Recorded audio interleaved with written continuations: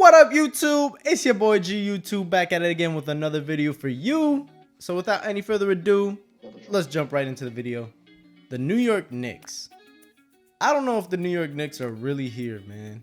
They were here in the regular season, but the postseason, they're nowhere to be found right now. And in particularly, Julius Randle is nowhere to be found. Right now, Julius Randle is having a terrible series. He is not playing well at all, and neither is RJ Barrett. Those are the respective number one and number two scoring options for the New York Knicks, and Julius Randle has only led the Knicks in scoring once this entire playoff series, and that was in game 4. And right now, their leading scorer is Derrick Rose, and there's nothing wrong with that. But when you are the number one overall option on your team and you are the star player, that cannot happen. You have to be leading your team, to the promised land, and you have to be playing to your best if you want to be considered a real star. So, not to say Julius Randle was a fluke, but he's definitely struggling in his first playoff appearance, of which I don't feel like that's very much an excuse for how he's been playing, because if you look at the likes of Trae Young, who this is also his very first playoff appearance, he's playing very well. He's playing out of his mind. And if you look at a side-by-side comparison of this series so far, Julius Randle was averaging 17 points a game on a porous 27% from the field, 33% from 3 on 4.3 assists a game. And when you look at Trae Young, he's just beating him in every single category. 27.5 points a game, 47% from the field, 36% from 3, almost 37%, 10 assists per game. And Julius Randle is averaging 10 rebounds per game and leading the Knicks in that category, but he's also averaging a lot of turnovers, to be honest.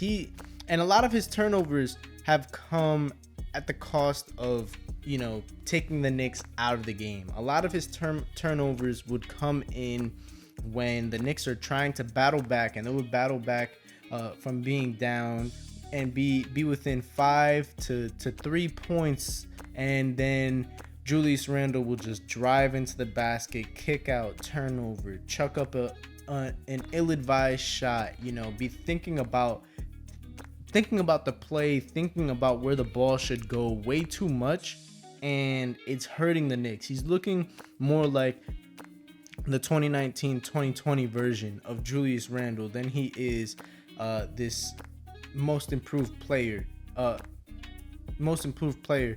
Julius Randle. Right now, the Hawks are just packing it on Julius Randle and the Knicks, and they're just not letting up off the gas. Trae Young and Clint Capella have just dominated with their pick and roll, and the Knicks have to do a much better job. Tom Thibodeau in particular has to do a much better job in trying to contain that, because that is how Trae Young gets going. And once he gets going, that's when you start seeing him start coming out and hitting these threes. That's when he feels most comfortable, coming after warming up off the pick and roll and getting his floater going. That's how he gets the rest of his game going. And if you can somehow contain that, throw him a different look, throw him, instead of throwing Ntilikina at the end of the game on the last possession like in game 1, maybe throw Ntilikina in at him for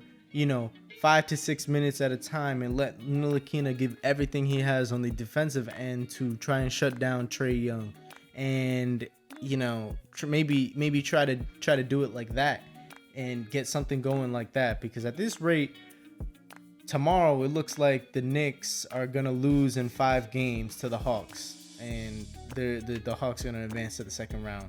The Knicks just don't look like they want it bad enough. And RJ Barrett, he's not playing well either. It's a little frustrating to see any.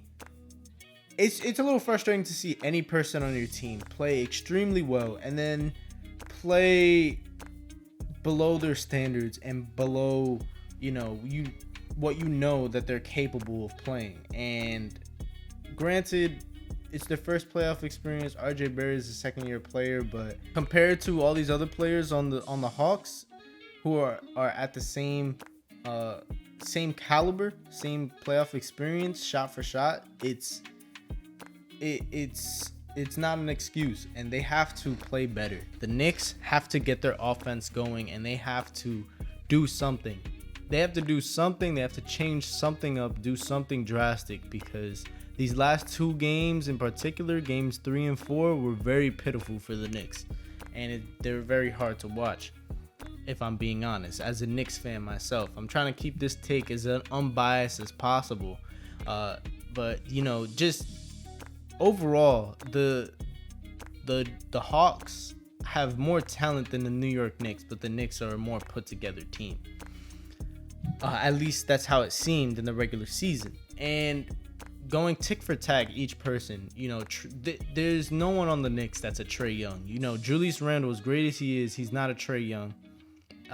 John Collins definitely is very talented. Bogdanovich is probably a step ahead of RJ Barrett at this point in time. You look at Danilo Gallinari, someone who could create a little bit of his own shot on the 3-point line, and he's got no defense, but he'll knock down those threes, and that's what you've seen this series. Whereas Reggie Bullock and Alec Burks have not been able to hit those timely 3-pointers that they have been known to do in the regular season to kickstart the Knicks and put them into gear to close out games and to catch up and make up a deficit when they really need it most.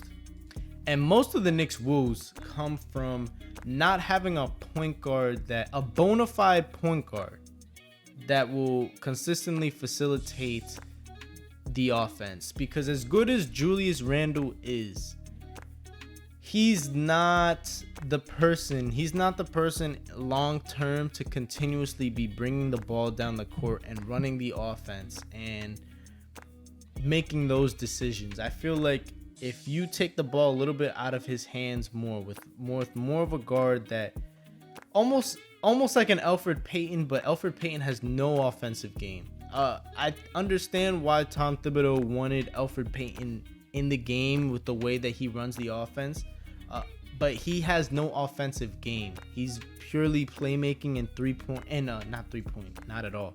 He's purely playmaking and defense guard, but they need a combo guard, someone who can run the offense like Elfrid Payton does, and a little bit like Derrick Rose does, but someone with a little bit more youth, someone that's a little bit more concise with their playmaking decisions. Not saying that Derrick Rose isn't good. He is a good point guard at doing that, but he's not the ball dominant facilitator and decision maker that we see, as the likes of a Chris Paul, someone like that running the offense. So obviously it's not we're not saying we need a Chris Paul in order to beat this Hawks team, but I think moving forward, that's going to be a hole in their roster that they really need to focus on finding, because point guard play has always been a struggle for the Knicks. Alec Burks, in the fourth and third quarter, towards the end of the game, he has been good at facilitating the offense, but we need someone to consistently do that and allow us to be in games and not just catching up in games.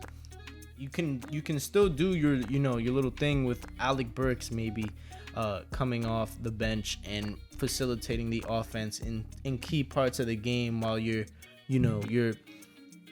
Chris Pauls of the world are getting a rest and whatnot. But it's not a long-term solution, and I feel like until the Knicks are able to do that, they're going to continue struggling the way that you see now against good teams in a playoff setting. Because again, the playoff setting, they can plan for you. They'll game plan for you. They'll understand what you like to do in order to force you into a very uncomfortable position and do things that you may not normally do on a night-to-night basis when a team is not planning to win 4 times against you in a playoff series. that is the Hawks versus the Knicks.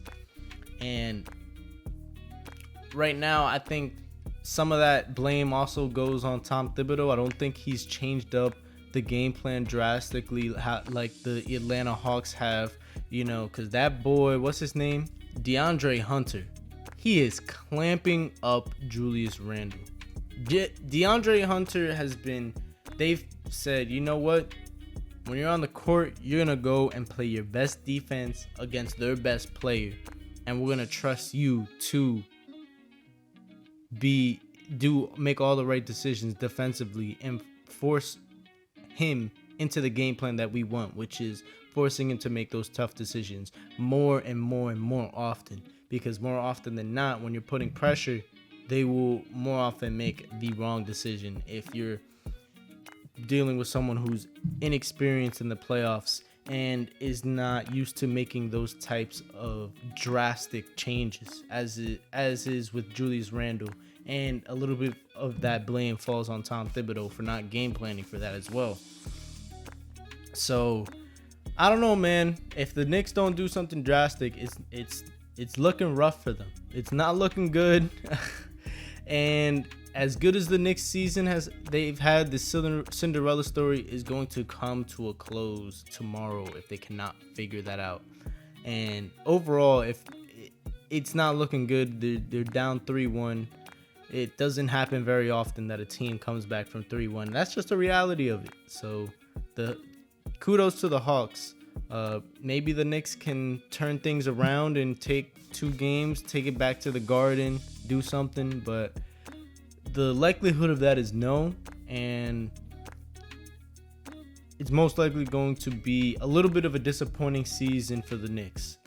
Although this season overall, nobody expected the Knicks to be in the playoffs or be in contention for the playoffs at that, even with Tom Thibodeau coming. So I feel that even though those are not the expectations coming into the regular season, the expectations kind of change when you play above your expectations. Those expectations just move up. You don't just keep the bar where it's at, especially in a city like New York.